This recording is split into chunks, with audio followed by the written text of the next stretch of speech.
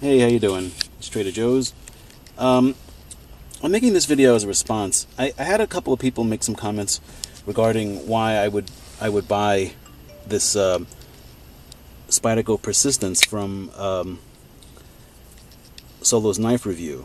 I paid a little over $100 for it, and I was happy to do it. And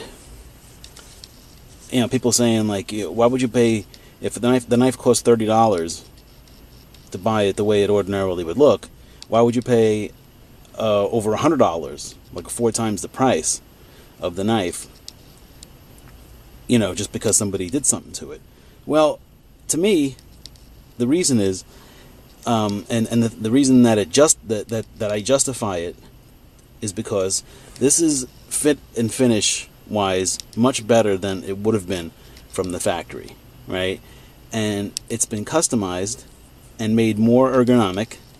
There's things on here and the way it's been put together by Randy that makes this worth it to me. I mean, it's been reshaped.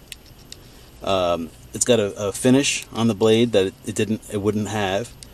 No longer says made in China on it. He did a beautiful job. For a guy that's just starting out making stuff, I mean, this is spectacular. There's no way I could do this, right?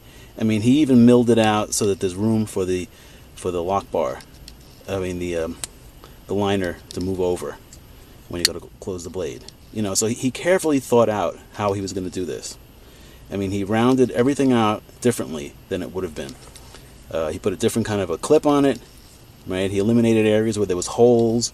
He modified it to make it more attractive than it would be ordinarily. And because he put man hours into it, why shouldn't he get the money for it? Why? I mean, when Kylie Harris, he used to make the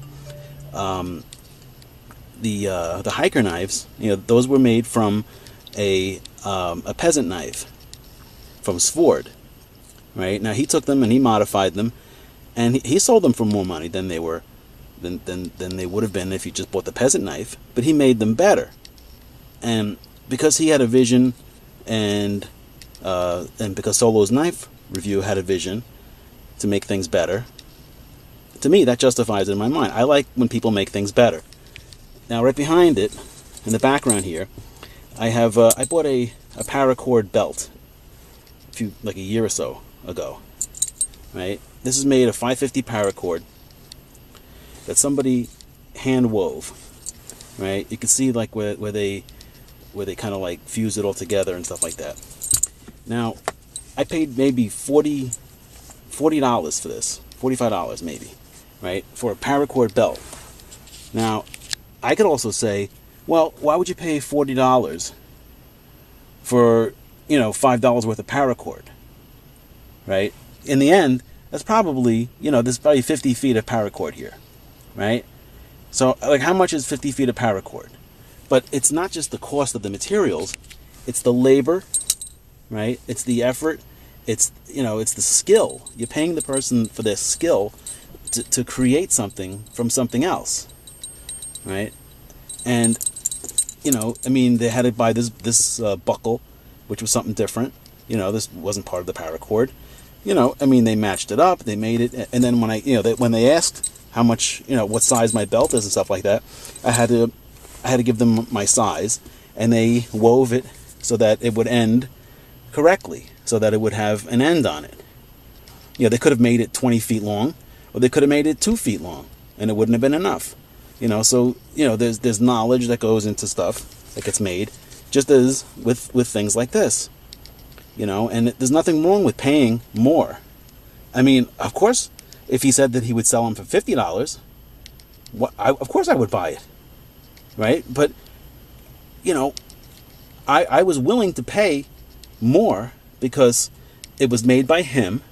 I respect him, right? He seems like a very nice guy, and it's different than any other one that's out there. Sure, someone could probably mimic this at some point, if they had the materials. I mean, I know I can't do it, and that's the way I look at things. Can I do it? Yes or no? If I can do it, I'll save myself money and make it myself, right? I don't know how to change the tire on my car. I mean, I could take the tire off and put a spare on it, but I can't. I don't have the tools or the know-how to take a tire off the rim and put it on my car when I have a flat. If there's a nail in it or something like that, it's beyond my skills. So I have to bring it to somebody who can do it. So, you know, this is a hobby that's a choice. I don't have to buy these knives. Look how many knives knife videos I've made. I have dozens and dozens of knives, right? And I don't need them. But I buy them sometimes not just because I need them or want them, but because I want to support the person that makes them. Okay? Because I want to give them an incentive to continue to do it. And that's the only reason why I did this. Right? Because I respect Randy, right? And, you know, he put effort into it to make it better. And I appreciate that. You know, I mean, look at this. Look how nice he did this. You know, the way that the lines in this curve around and stuff like that. I mean, it's definitely worth over $100. Definitely. You know, he took the material that was a $30 piece of material and he converted it into something else. Just as the person who took this maybe took $5-10 worth of paracord and made it into a $50 belt. The same rationale goes into it. That's the way I look at things. All right, so that's the whole reason for this video. So this is Trader Joe's. Have a good day. I just wanted to add one other thing. You know, like Randy's planning on using the money from the sale of this knife. You know, he also had another knife that he was planning on selling.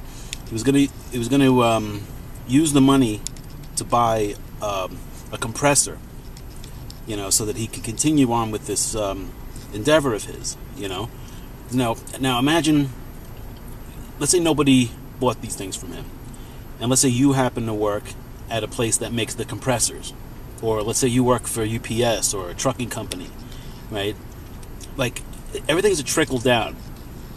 Like, he would use the money from the sale of this to buy the compressor, right?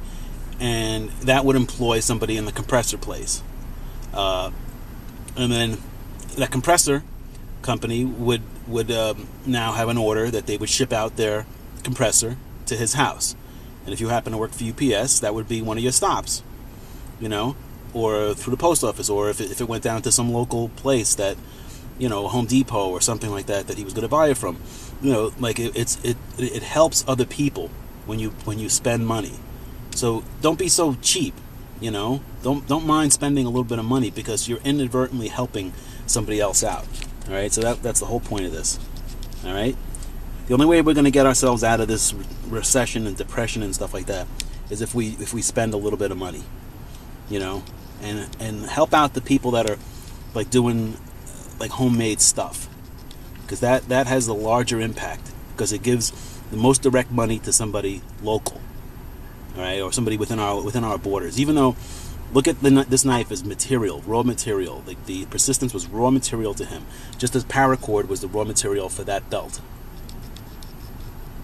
Now, if that paracord that made that belt came from China, you know, it would suck. I mean, hopefully it would come from America, but, you know, in this case, this knife was made in China, but he modified it and changed it. And now, as far as I'm concerned, this is made in USA now. All right? And the money's going to a guy in the USA. And that's what I'm concerned about. All right? So, have a good day.